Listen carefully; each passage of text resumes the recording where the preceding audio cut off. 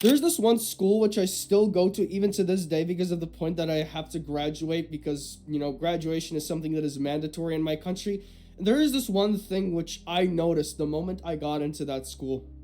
And that is the point that in that school, at least 30% of my classmates were the type of classmates that would do horrifying things, that would beat people up just for fun, that would do, dump people's heads into toilets, pretty much do aggressive bullying.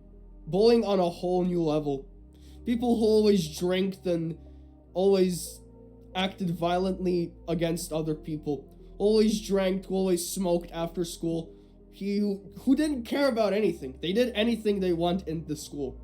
They pretty much acted like they run the entire system. While these people were doing these horrible things, there was eventually this one time when I talked with one of my teachers. And after finally finishing the conversation and wrapping it up, it is only then that I realized why some of these people are acting like this. You see, the point what I'm trying to tell you is that these types of people, which even most likely you have seen, even your own school, these people who act like they run things and act aggressively towards people, is the fact that you have to realize that these people are not evil, but they are broken. Because you have to realize that these people, these bullies, they're all broken. Genuinely. They're all broken, and most importantly, they are all jealous of you. Genuinely. I'm telling this, by the way, from experience. These bullies that are bullying, maybe even you, they're bullying you because they're jealous of you. They are jealous of you. You're being bullied because you have something they did not have. And it's something that these bullies that act like they run my school don't have, and they didn't have. And that is the fact that these people were raised in broken homes. 30% of my classmates who study in my school, by the way, I'm praying for these people, genuinely. I have no bad intentions for them. I genuinely pray to the Lord that may they have a successful life and career. But mostly of all, these people, even your bullies, they most likely come from broken households. They come from broken families. They come from the types of houses where the father would come back to home and open a pack of beer, open a bottle of vodka, and just chug it all down. And then just start complaining about the world and starts to get aggressive. These are the types of parents they had. These are broken people that are abusing you. There's a very good reason why they're bullying you. It's because you have something they do not have. And that is that you are being raised. You are genuinely being raised in a good household. Like, bro, I can tell you this. I am forever grateful. I am forever grateful to the Lord for the parents he has given me. And I mean, yes, sometimes there are some arguments or uncomfortable conversations, but I'm genuinely grateful for them. Because there's this one thing which I've always reminded myself about, this one thing, and that is the fact that some people in this world have it worse than me, or have went through worse than me, have went through more disgusting and wretched trenches than I have. And I know you also might be asking the question, and the answer to that is that you're right. Jealousy isn't the only thing that is causing them to bully other people and to act against society and to rebel. And the main reason and main root cause, which I have seen myself, is that you also have to acknowledge the fact that these people don't know any better. Genuinely. They do not know any better. Because you also have to realize that things like this start from your early points of childhood. For example, if you start playing the piano, if you love playing the piano at, for example, let's just say 4 years old, and you consistently play it, and you love playing it, and for example, let's picture you're 14 years old. At this point, if you would be learning piano ever since you're 4 years old, bro, you would be a grand pianist. You would genuinely be a grand pianist. This is how crucial it, by the way, is. This is, by the way, how crucial it is for kids. For kids. And now I know I might sound like this parenting channel guru that's starting to give you parenting advice. To all those, by the way, to all those people who are parents and have children, I'm not trying to raise your kids, alright? I'm a kid still myself. But I'm only saying this through my experience, through what my own parents have said, and through the things what I have to went through myself. And the fact which I have noticed is that the way of how your child's gonna act in the future heavily relies on how he gets raised and how he gets treated in his most youngest years. Like, for example, if you're gonna raise your kids to be a lazy bum, he's gonna become a lazy bum, and it's gonna become very hard for him to grow out of it, because the children's mind is extremely flexible, especially in the young years, in his childhood. It's extremely flexible. If you teach a child how to play guitar in his young years, most likely he's gonna keep playing that guitar. If you're gonna teach your child to be a Christian in his early life, most likely he is still gonna stay stuck to his faith. Most likely he is still gonna become a man of the faith, and he isn't gonna abandon these things. And also, these bullies who have been beaten up and treated very horribly in their lives, especially in their childhood, are acting like bullies because of the simple fact that they do not know any better. They were raised in a system like this. Like, bro, for example, let's picture that you take a kid out from warfare. You take him into, for example, a first world country. Picture that you take a child from a third world country to a first world country. And now try to picture of how he would act in a first world country society. And most likely, you would start to notice that he would act very differently. Even to the smallest and minuscule things, he would react very differently. That is because of the fact that he doesn't know any better. He genuinely does not know any better. That's the way of how he was taught to do things.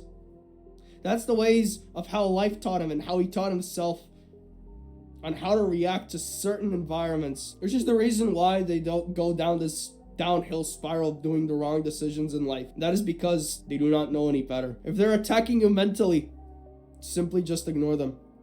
But if they're attacking you physically, here's one thing I could tell you, and that is to fight back. I don't care what the woke media is gonna tell you. I don't care what your teachers are gonna say to you. I don't care what your parents are gonna say to you.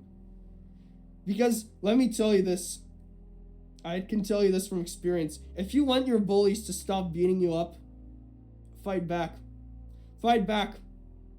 It is not a sin to self-defend. Self-defense is not a sin. So if you are being beat up, fight back, even if you lose.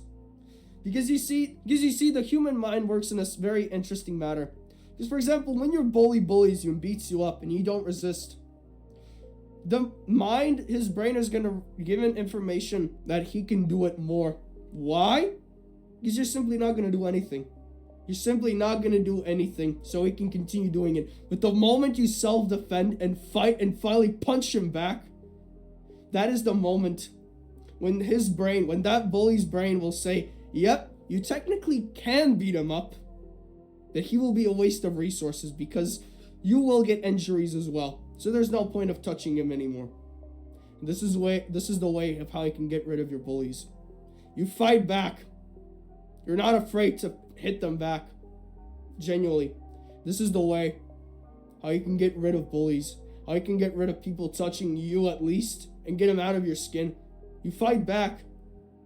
And by the way, what I also want you to do before ending off this video is to simply never snitch on these bullies. Never snitch on them. Don't do what this woke propaganda tells you to.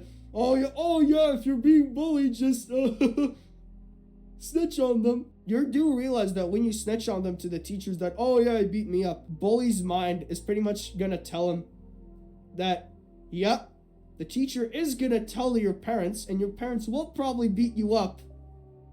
So he has no leverage. Because when you snitch on the bullies, you have no leverage left. Because remember, they're gonna tell that bully's parents anyway. So he doesn't care anymore. Yes, he will get beat up. And before he gets beat up, he will beat you up first. And he will do it viciously. So never snitch. Never snitch in this scenario. Instead, if he hits you, fight back. Fight back. Do not care what your parents say. Because keep in mind, your freedom is worth more than somebody's opinion of do this or do that. So keep these things in mind if you want to get rid of bullies completely in your life. By the way, to all of you those people who have been bullies and want to change, this is the right place for you. Because I'm gonna be honest, I'm not here to offend any one of you. I'm not here to attack any one of you. Genuinely, I know how it feels like to be bullied and know how it feels like to be the attacker. And by the way, there's a very specific thing which I have created. Specific people who can tell their experiences for you so you can become better and grow out and get out of the trenches and finally live a life of peace. And if you want to live a life of peace, let me tell you that there is a solution. To all of those who are still bullies, let me tell you that there's still time. There is still time. And if you are still in your very younger years, 14, 15, or 12, 13 years old, you have a lot of time to change. Your teenage years are meant for improvement. And the place which I'm talking about is no other than our Crusade, which is a brotherhood created by me where even people like you can get advice. You don't need to be Albert Einstein to join in there. The moment you will join there, we will be there for you. We will genuinely be there for you. We will give you anything you need. If you need answers, we will give it to you. If you need some support, we will give it to you. And if you need to, if you have social anxiety, for example, if you want to change and if you want to talk to me personally, you can do that as well. I will be always available to you. I will always be there for you, because remember the fact, no matter what happens, I will still be on your side. As long as you will want to change, I will still be on your side.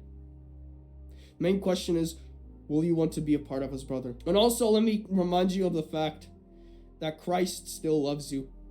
He still loves you no matter how many disgusting things you did in this world. He still loves you. When you feel like he doesn't love you, remind yourself about the fact that he allowed the Romans to nail him to a cross 2,000 years ago.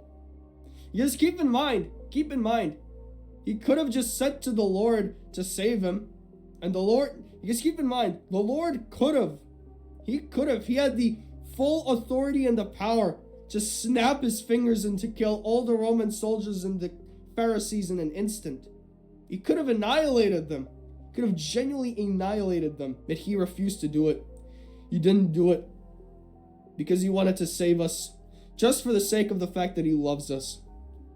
So keep this thing in mind. So besides the point, I hope you have learned something from this video. And also, if you liked, you can, like and subscribe to support this ministry. You can also comment down below your opinions, whether you support it, whether you are with my message, whether you like it or not.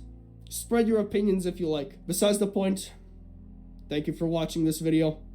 And I'll see you all tomorrow. And I'll see you in our brotherhood. Jesus loves you.